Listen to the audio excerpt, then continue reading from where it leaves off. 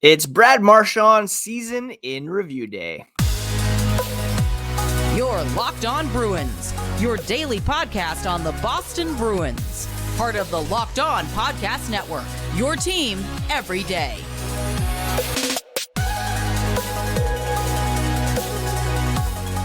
What is up, Bruins fans, and welcome back to the Locked On Boston Bruins podcast. I'm your host, Ian McLaren, and this is a daily show where we discuss all things Spoked B. Today is Tuesday, May 28th, and I want to thank you so much for making Locked On Bruins part of your daily routine, free and available on your favorite podcast app and on YouTube. We are part of the Locked On Podcast Network, your team every day, and today's episode is brought to you by Game Time. Download the Game Time app, create an account, and use code LOCKEDONNHL for $20 off your first purchase. Today on the podcast, we are looking back at Brad Marchand's season as we continue our series on core player reviews. The captain, Boston's spiritual leader. How did he fare this season? We'll talk about that here coming up. A quick reminder first to follow the podcast on social media at Locked NHL Bruins. And you can find me, my hockey thoughts and dad jokes at Ian C. McLaren. Brad Marchand was named captain of the Boston Bruins heading into this season following the retirement of Patrice Bergeron. And by all accounts, he really thrived in that role. He's always been a leader on this team. He's always set the example in terms of his work ethic, how he comports himself in the locker room. Yes, he's had some moments on the ice that are less than captainly, but his whole body of work as a member of the Boston Bruins, stepping in as a rookie, making an immediate impact with 21 goals, 20 assists for 41 points as a rookie, winning the Stanley Cup in 2011 and scoring a couple big goals in that Game 7 against the Vancouver Canucks. Since then, he has just been one of Boston's most important players, and his career went to a even bigger level with some incredibly productive offensive seasons between like 2016 and, well, even as recently as last year. Between those years, he was averaging over a point per game, reached a career high of 100 points in 2019, and has been one of the top wingers in the game at both ends of the ice for quite some time. Now, this season, he kind of had one of his more quiet offensive years relative to past production. 29 goals, which is pretty impressive still. 38 assists for 67 total points, which matched his his output from a season ago, albeit in 9 fewer games. Don't forget, last year he was coming off major hip surgery, managed 67 points in 73 games for a point per game average of 0.92. This season, he was down to 0.82 points per game, which is his lowest output since 2015-16, where he had 37 goals, 24 assists for 61 points in 77 games. So perhaps we're starting to see the beginning of a descent for Marchand, which, I mean, not super surprising considering he is 36 years of age and no longer in the prime of his career. Again, at one point, even 3 years ago, during the COVID shortened 2020-2021 season, 1.3 points per game, 69 points in 53 games. That was good for a pace of 107. His best season on average for his career. Of course, his top total season was 100 points, sandwiched around that, 87 points, 85 points, 85 points in 68 games in 2017, 2018. He did have 207 shots on goal this year, which was higher than the previous year. 14% shooting, 2.5 shots per game, which is pretty much his career average. He did set a career high in hits in the regular season with 116. Only 7 power play goals. He did have a couple shorthanded goals. 37 blocks, which I believe is a career high. So even though his offensive production was a bit down, he did set career highs in hits and blocks. Part of that is playing without the puck. We know the Bruins had issues this season in terms of shot volume, puck possession. Those peripheral stats are kind of symptoms of that, or, they come as a result of not having the puck. But still, Marchand, without the puck, played very, very well. 29 goals, still very impressive. And still has a lot in his game to build on, and that the Bruins can benefit from moving forward. His most common line combinations down the stretch were with Jake DeBrusk, Charlie Coyle. In fact, he played with Charlie Coyle, I believe, more than anybody this season. Had some time with Pastrnak and Pavel Zacha early on, but seemed to find a groove with Charlie Coyle. And those two guys played very well last season in the playoffs when Patrice Bergeron was out. So kind of set the foundation for that. So yeah, Brad Marchand, 0.82 points per game, 67-point pace, which is what he hit. He played in all 82 games this season, which he had only done once before in his career. So that's pretty impressive at 35, now 36 years of age. Of course, he did miss some games in the postseason, and we'll touch on his playoff performance here as the podcast continues.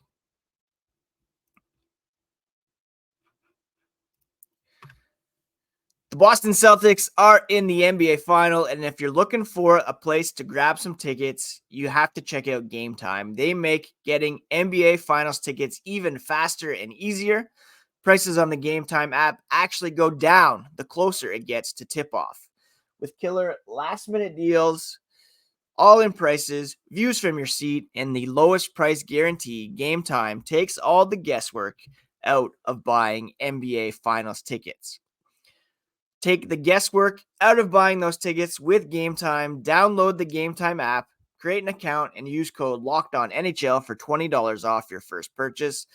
I love the seat views. You can get a panoramic view from your seat in the app before you buy, so you know exactly what you're getting before you arrive at the Garden. Again, create an account, redeem code LOCKEDONNHL for $20 off your first purchase. Game Time, last minute tickets at the lowest price, guaranteed.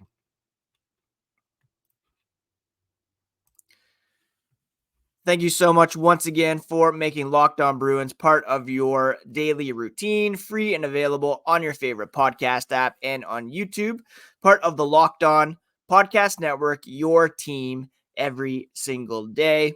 And while you're on YouTube, do check out Locked On Sports Today, all the latest news, opinions, and analysis from across the Locked On Sports universe, free on YouTube and the Amazon Fire TV channels app. All right, Brad Marchand in the playoffs was able to only play in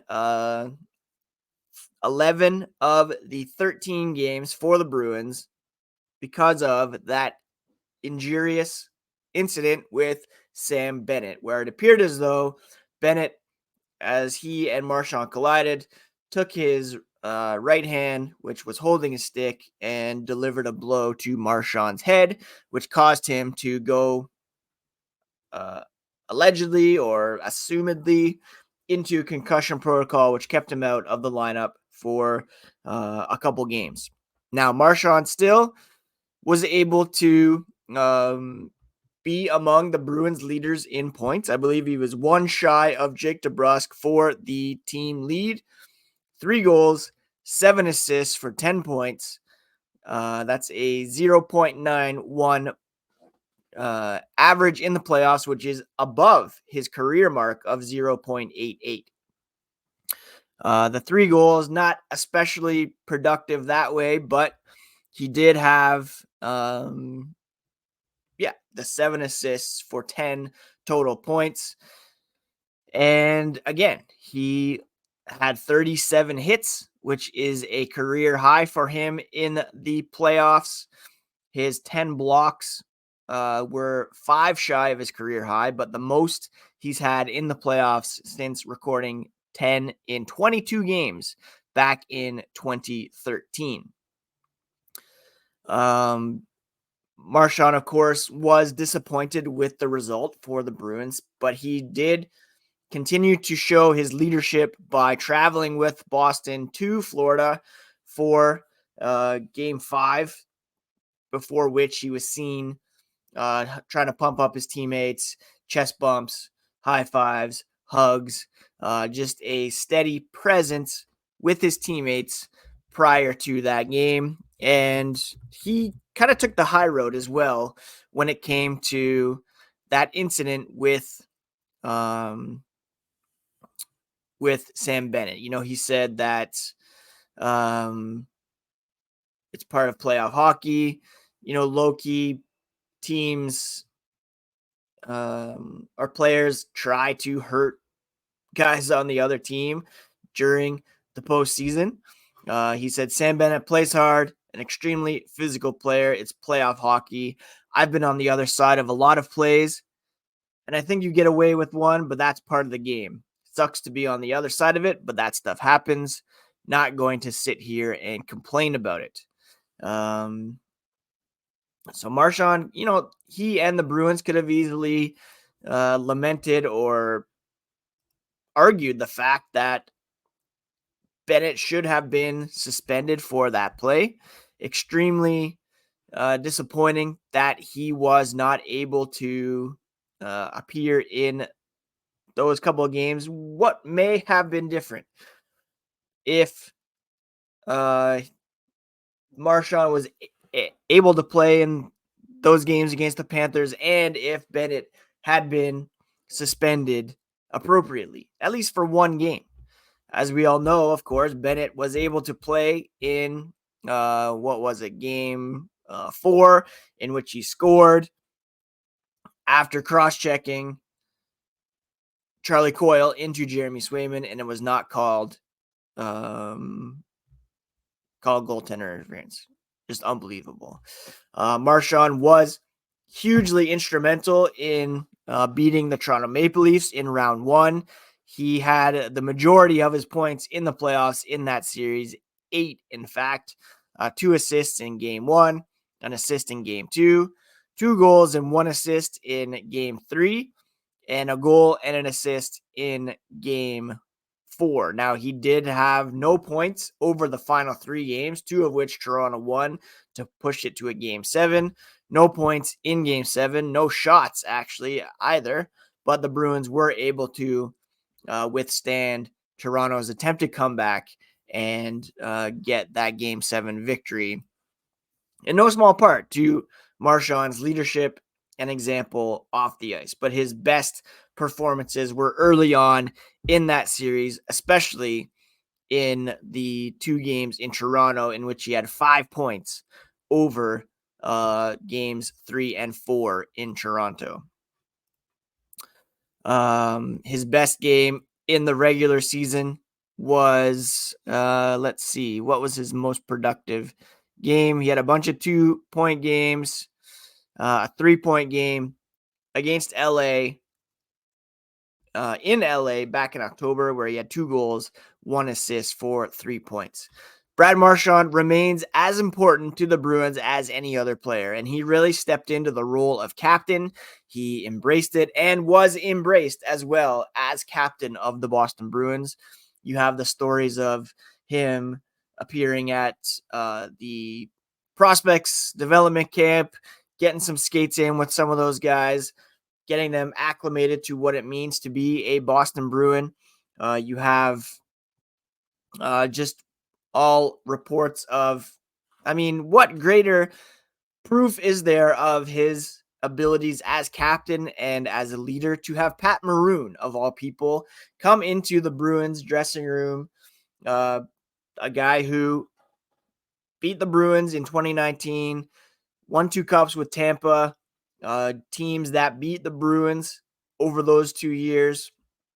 He came into the locker room and said that he had the best experience of his career playing for the Boston Bruins, despite losing in the second round and in spite of Brad Marchand, who, those two guys on the ice have had some battles, clearly not huge fans of each other until you come face to face with the guy and you realize how solid of a person he is. It was the same thing with Tyler Bertuzzi last year.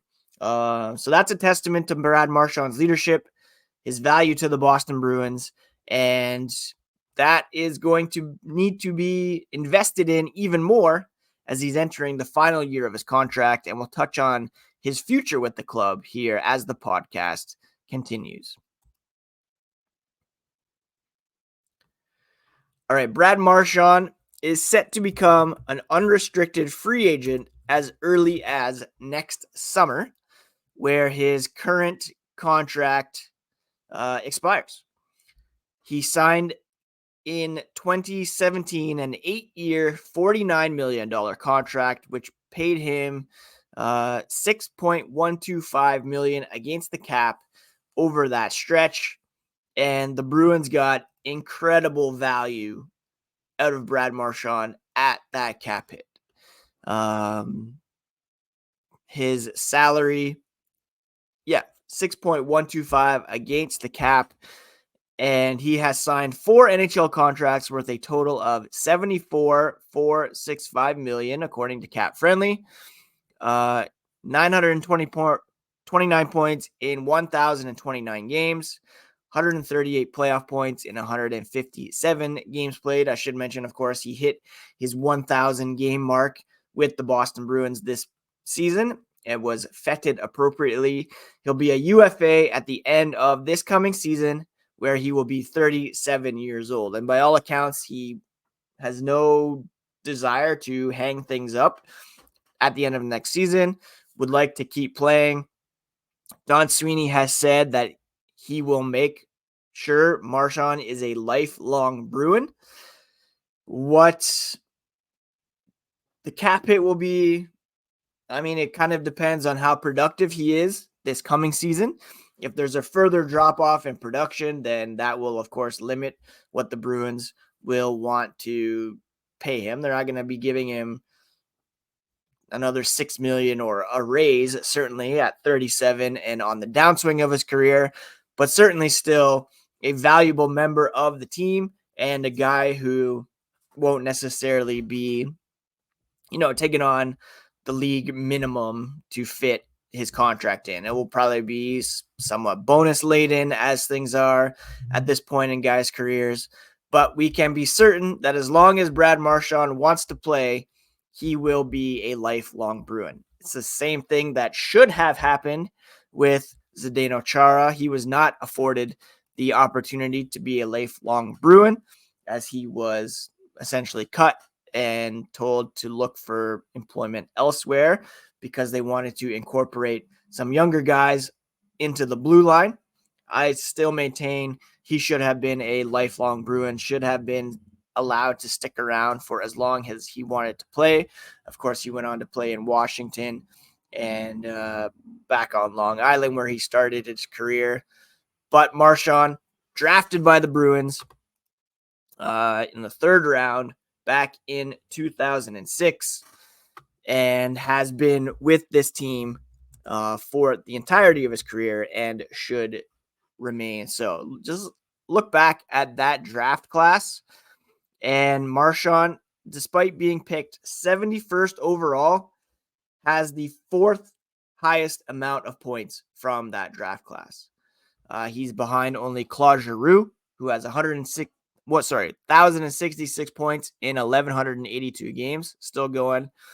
Nicholas Backstrom, 1,033 points in 1,105 games. He's probably done. Phil Kessel didn't play this past season. He's got 992 points in 1,286 career games. And then you have Marchand in fourth at 929 points in 1,029 games. Likely will reach the 1,000-point mark if he plays a couple more. Well, he definitely will. Yeah, he's got 70 points to left to go before getting 1,000. Plays a few more seasons, he will pass that easily. Jonathan Taves, who was selected third overall, Jordan Stahl, who was selected second overall, are the two guys immediately behind him.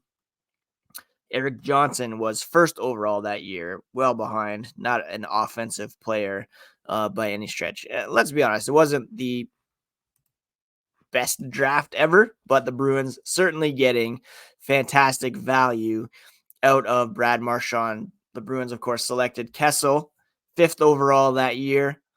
And then who else did they pick that year? They had Yuri Alexandrov in the second round, did not play in the NHL. Milan Lucic later in the second round, and then Brad Marchand in the third round. A very good draft for the Bruins overall when you look at who they were able to pluck from that class.